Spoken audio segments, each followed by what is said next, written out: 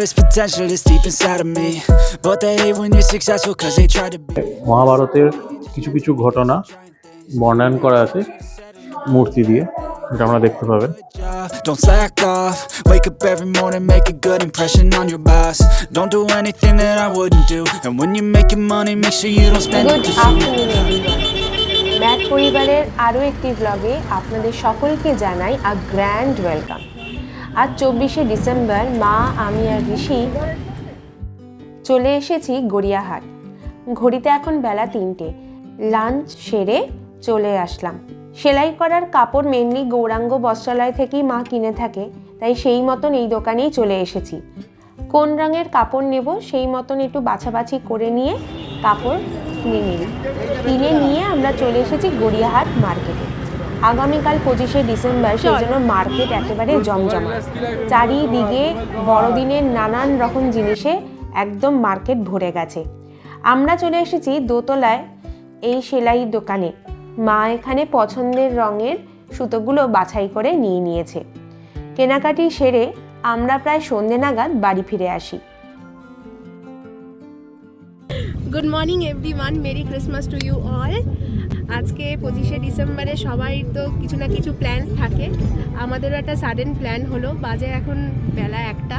আমরা রেডি হয়ে বেরিয়ে পড়েছি, যাচ্ছি এখন নেহেরু চিলড্রেন্স মিউজিয়ামে। সো মা, ঋষি, আমি আর সামনে রয়েছে মৈনাক, আমরা 4 জনে মিলে বেরিয়ে পড়েছি। চলুন আপনাদেরও সাথে করে আজকে নিয়ে যাই, দেখা যাক দিনটা কেমন কাটে। হোপফুলি ভালোই কাটবে, আর আশা করি আপনারাও কোথাও না কোথাও প্ল্যান করেছেন, ঘুরছেন। তো চলুন যাওয়া যাক। Wake up every morning, make a good impression on your boss. Don't do anything that I wouldn't do, and when good morning, আমরা আজকে চলে এসেছি নেহেরু চিলড্রেন্স মিউজিয়ামে। সকাল সকাল এখন বাজে বেলা ওই 1:30টার মতো। মৈনাক ওখানে লাইনে দাঁড়িয়ে পড়েছে। এখানে টিকিট প্রাইস যেমনটা দেখতে পাচ্ছেন আপনারা, 16 বছরের নিচে বাচ্চাদের 10 টাকা করে, আর তার উপরে 20 টাকা করে। মৈনাক ওদিকে লাইনে দাঁড়িয়ে রয়েছে টিকিট কাটবার জন্য। আর এখানটায় এসে দেখলাম এই নোটিশ বোর্ডে অনেক ধরনের কোর্সের ডিটেলস দেওয়া রয়েছে। ডান্স, পেন্টিং, ক্রিয়েটিভ পেন্টিং বিশেষ করে। টিকিট কেটে ঢুকতে হলো। বড়দের জন্য প্রবেশ মূল্য 20 টাকা, আর ছোটদের জন্য 10 টাকা। আমরা 3 জন আছি, আর ছোট্ট ঋষি আছে। আমাদের টোটাল লাগলো 70 টাকা।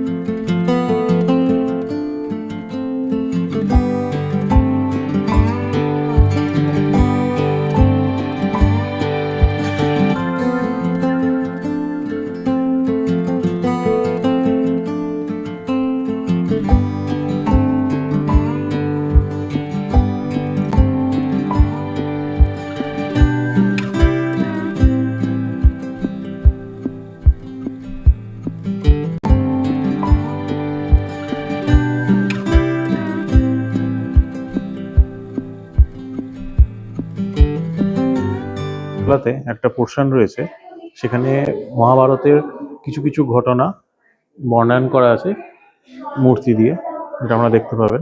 খুব সুন্দর, খুবই সুন্দর, মানে আমার খুবই ভালো লেগেছে। খুবই সুন্দরভাবে এটা রাখা আছে, এবং মানে বিশেষ বিশেষ ঘটনা সেগুলো করা হয়েছে। খুবই সুন্দর। আমার মনে হয় আপনাদের প্রত্যেকে এখানে আসা উচিত, দেখা উচিত। বিশেষ করে যদি ছোট বাচ্চা থাকে তাদেরকে নিয়ে অবশ্যই আসা উচিত।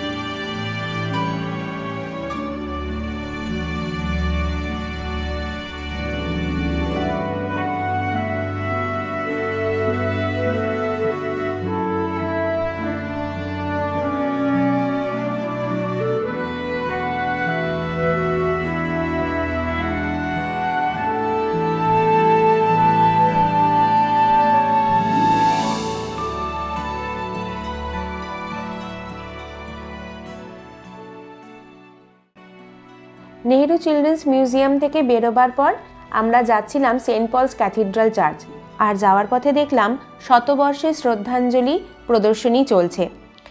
শ্রী গৌরীপ্রসন্ন মজুমদার, সলিল চৌধুরী এবং নচিকেতা ঘোষের উদ্দেশ্যে ওনাদের সঙ্গীত জীবনের পথ চলা এবং তাদের সৃষ্টিকর্মের কিছু নিদর্শন সেখানে রয়েছে।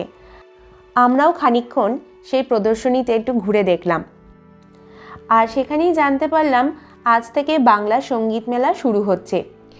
সেই জন্যই নন্দন প্রাঙ্গণ একেবারে জমজমাট, তিল ধারণের জায়গা নেই।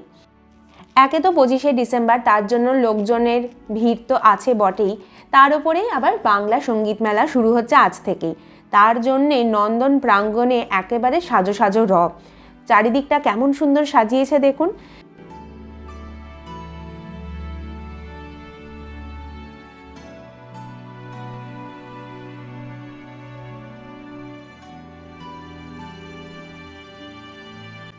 মূল মঞ্চটা অবশ্য এইখানে আয়োজন করা হয়েছে, আর তার পাশে চলছে মেলা।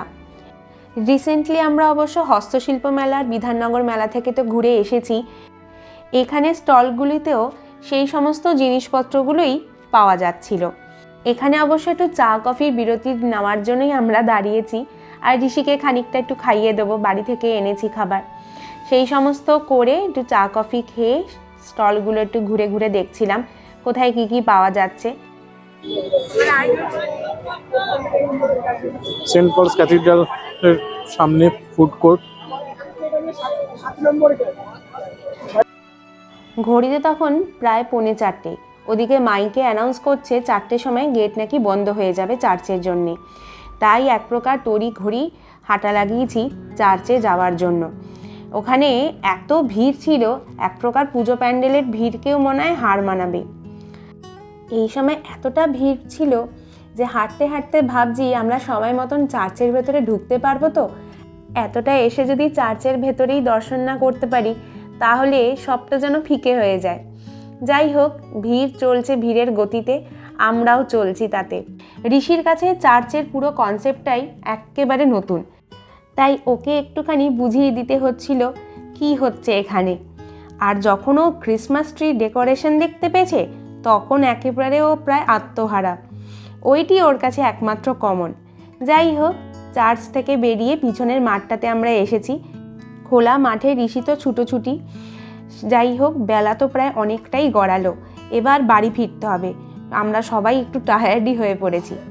25শে ডিসেম্বর স্পেশাল কিছু হবে না সেটা তো হয় না, তাই বাড়ি ফিরে বিরিয়ানির আয়োজন শুরু হয়ে গেছে। বেরোবার আগেই চিকেনটা সকালবেলা ম্যারিনেট করেই গিয়েছিলাম, তাই এসে আর দেরি না করে মা আর আমি ঝটপট এখানে বিরিয়ানি রান্নার প্রসেস শুরু করে দিয়েছি।